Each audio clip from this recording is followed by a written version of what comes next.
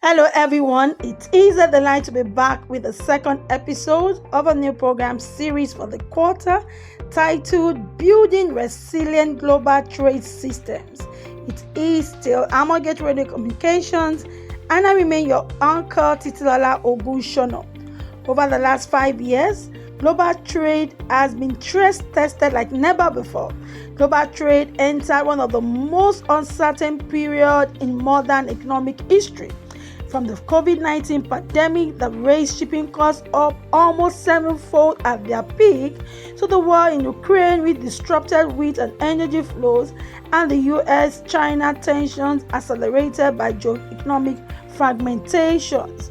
These exclude major economies like China, the United States, Germany, and Japan, who also experienced manufacturing slowdowns and logistics bottlenecks, which affected industries like the automobiles, pharmaceuticals. For countries and firms, the lesson stands clear. Trade systems that rely on single supplier or choke points break under pressure. The disruptions revealed the urgent need for stronger and more resilient global trade systems.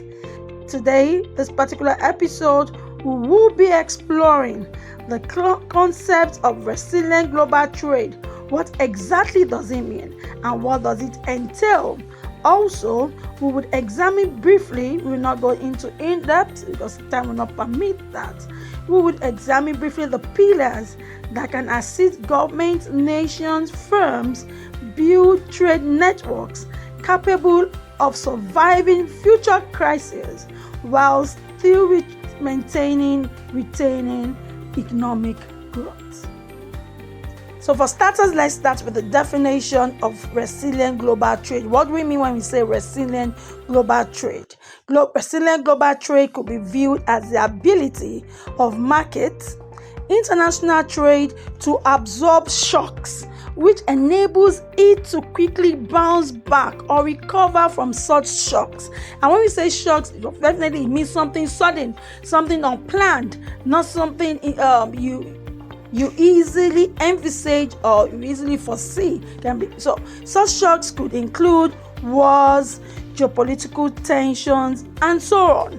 Today's reality is that factors such as climate change, geopolitical friction, supply chain disruptions call for sustainable trade practices that can withstand the pressure of volatility. You do not have control over this to a very large extent. So how do you build trade systems globally that can withstand sudden unforeseen contingencies or occurrences? So for trade to be sustainable, it must be resilient. This calls for more sustainable trade practices that can withstand pressures of volatility. It should be noted that resilience is not a static notion. Okay, it's not ability to just bounce back from one particular shock, at the point in time when you cannot even envisage others. Rather, it is a dynamic, forward-looking concept that emphasizes adaptability, learning, and transformation in the face of continuous challenges.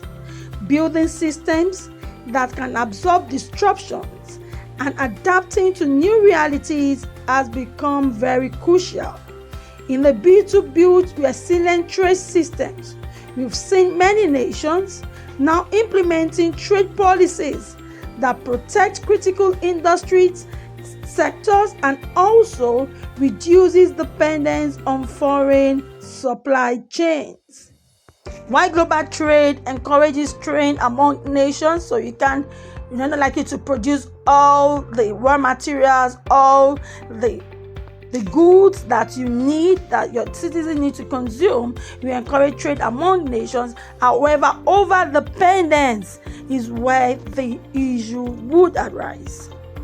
Thus, sustainable trade resilient practices include economic adaptability, social inclusiveness, and environmental sustainability. We are going to explain what we mean by economic adaptivity, what we mean by social inclusiveness, and also environmental sustainability. Why do we need these three concepts when we're talking about building, resilient global trade systems? So all these three that I mentioned can be termed attributes of sustainable trade, resilient systems. Let's look at the first one, the economic adaptability. Now, one of the core attributes of this is flexibility. However, flexibility could also require redundancy in some areas of trade. I.e., when you talk about diversification of trade partners, when we are talking about expansion of portfolio of export products, what we are saying here is that resilience must be built into trade networks. But the question is that there's always a huge cost in some cases, that building resilience would attract. And the question is the global economy ready to absorb that cost?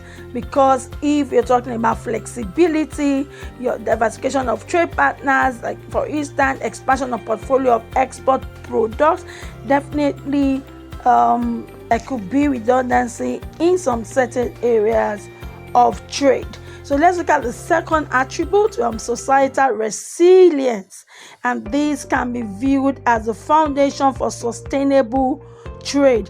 Economies, nations that marginalize certain groups, such as low-income communities, low-skilled workers, or individuals based on gender or race, would definitely struggle to sustain long-term trade benefits.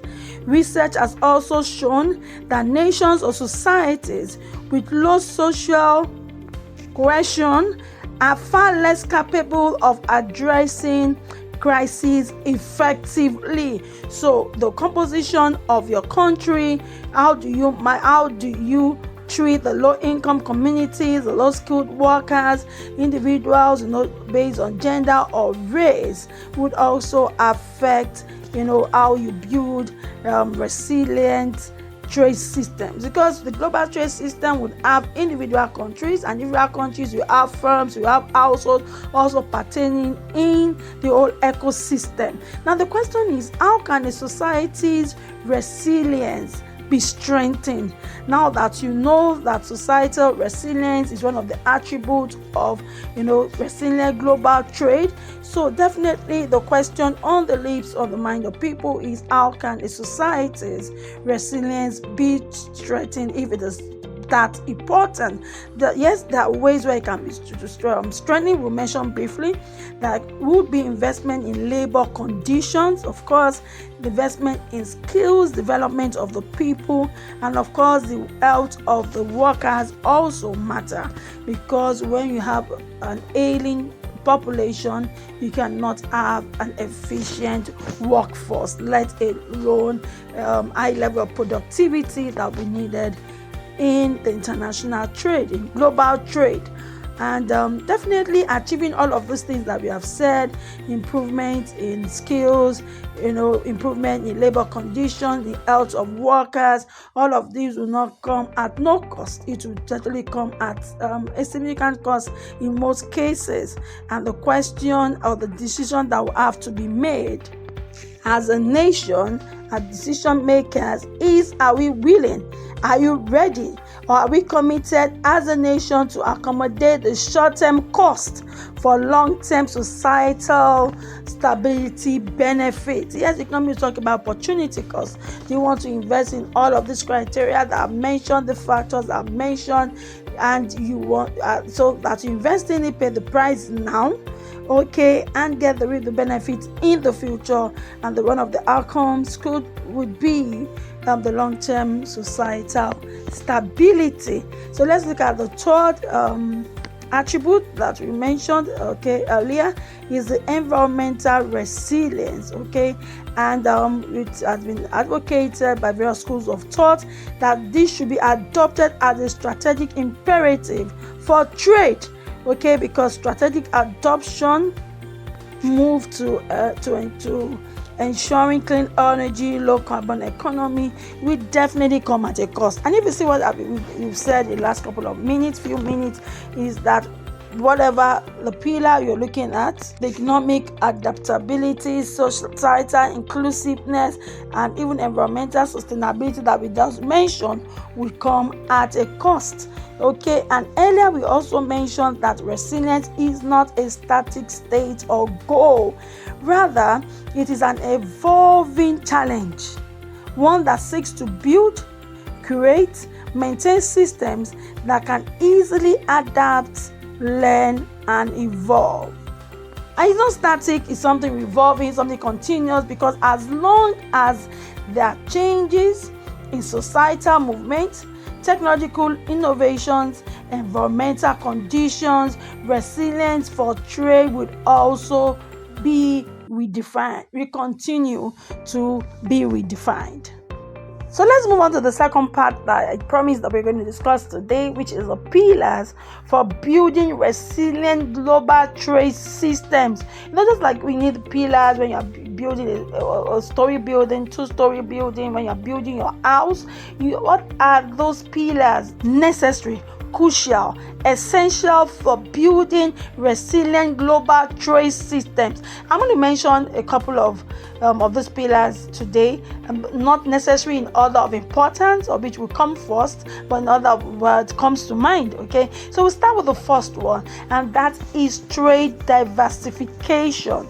I'm going to take it. Then the first one I'm going to mention today is trade diversification. You must be able to diversify your trade, be able to spread your import and export sources. Yes, you need that, because once you are over dependent on one source of import, on one source of export, you are going to be highly vulnerable to shocks. Your ability to withstand those shocks would be it's likely very low. Okay, so ability to spread your income and export sources, trade sources, will help a nation, a country, an economy reduce vulnerability to shocks.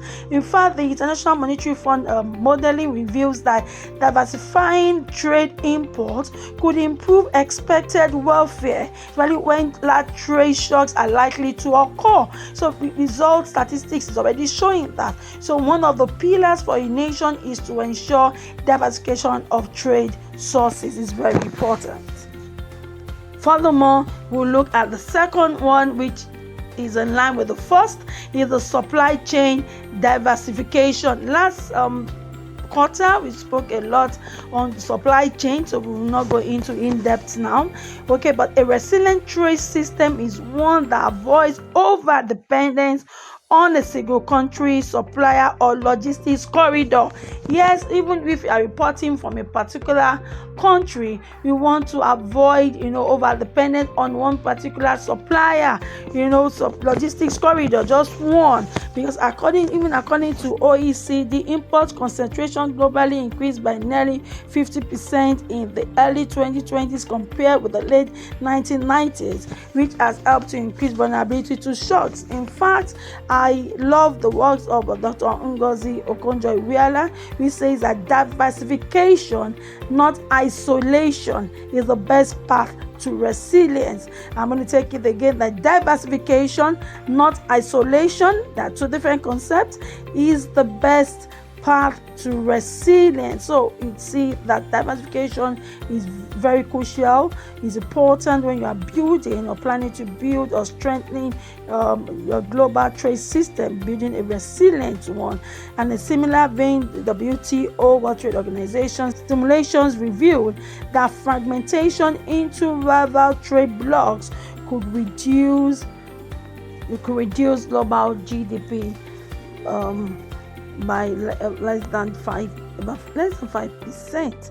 And we see that a lot of countries were forced to look at alternative shipping routes, the logistics corridor, okay, because during the COVID-19, when shipping costs increased almost 7-fold, we have countries like Ethiopia substituting the wheat import that ordinarily they did with Russia, with Ukraine, that substitute that import with that of the US and Argentina after the COVID-19. So we have a lot of countries adopting this, but why we need to build resilient global trade system is not just to be responsive or to stay ahead, not to find oneself as a nation in a tight position. Okay, the third we will be speaking about today is important, whether I like it or not. Digitalization has come to stay. Of course, AI is taking over almost every sector now. So we talk about digitalization, data transparency, and AI integration, artificial intelligence integration.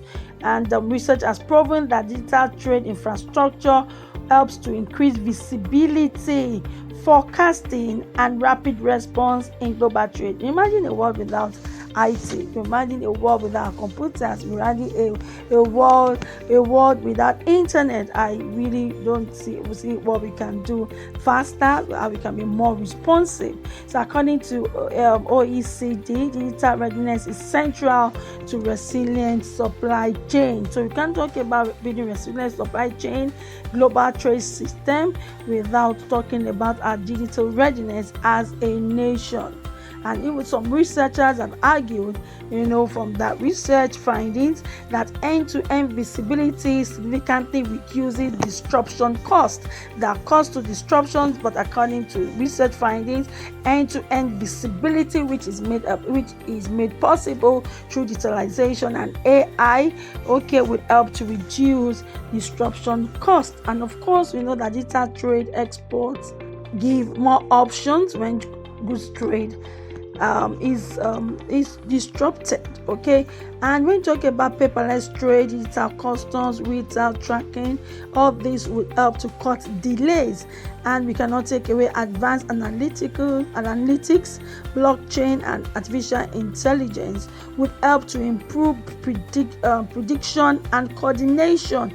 And of course, we also know, and we've seen from research and from some reports, that artificial intelligence, AI-enabled translation tools could raise export from low-income countries by up to 11%, and that is massive.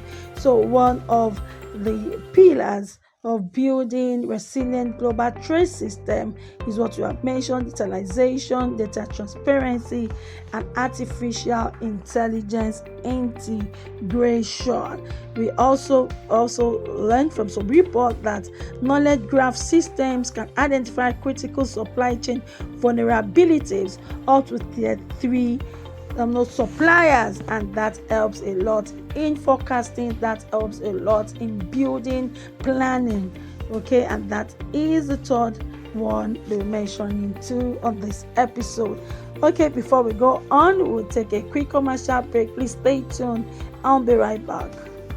At Armor Gates Training, we believe professional development should do more than inform. It should transform how people work, lead, and deliver results. That's why we support organizations through conceptual insight, practical learning, and performance evaluation right at the intersection of leadership, strategy, and institutional transformation. Our approach focuses on practical learning format that professionals can immediately apply in their workplace. At Armor Gate, we don't teach theory alone. We equip participants with real-world insight drawn from almost 2 decades of organizational transformation experience. Our programs combine multiple learning methods designed for real-time measurable results. Through seminars, we facilitate deep conversation on key subjects. Using group exercises, participants collaborate, reflect, and think strategically. With case studies, they then sharpened analytical and decision-making skills using real industry scenarios. Through relevant videos, we spark insightful discussions using relatable real-life context. All in all, every participant develops an individual work plan, ensuring the learning turns into real action after the program. Our training programs are hosted in world-class venues across global cities, including Addis Ababa, Nairobi, Mombasa, Cape Town, Dubai, Singapore, Kuala Lumpur,